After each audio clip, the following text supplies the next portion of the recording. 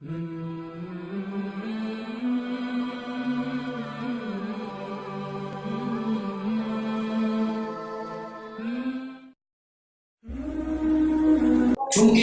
جو بیل اور بڑے جانور اونٹ وغیرہ ہوتے ہیں ان میں 7 افراد ایک ہی طرح سے حصہ لے سکتے ہیں، یعنی 7 حصے ایک جانور میں ہوتے ہیں۔ تو اگر کوئی شخص اب یہ نیت بنا کے بیٹھا ہے کہ میں اس جانور کی قربانی اس لیے کر رہا ہوں کہ مجھے اس سے گوشت ملے گا، نہ کہ اس کا ذہن یہ ہے کہ میں یہ قربانی کروں گا تو مجھے اللہ کے ہاں ثواب ملے گا، یعنی تقرب اللہ کا یہ ذریعہ قربانی بنے گی اور روز محشر اس قربانی پر، اس جانور پر مجھے سواری کرنے کا شرف حاصل ہوگا۔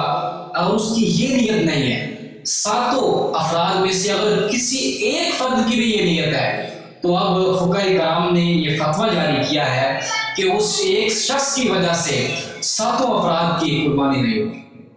یعنی جو تمام افراد بچتے ہیں ان میں سے کسی کی بھی قربانی نہیں ہوگی۔ تو تمام افراد کا یہ نیت کا ہونا ضروری ہے کہ یہ قربانی جو کی جا رہی ہے یہ محض تقرب اللہ کے لیے کی جا رہی ہے۔ گوشت تو مل ہی جائے گا، گوشت تو مل ہی جائے گا،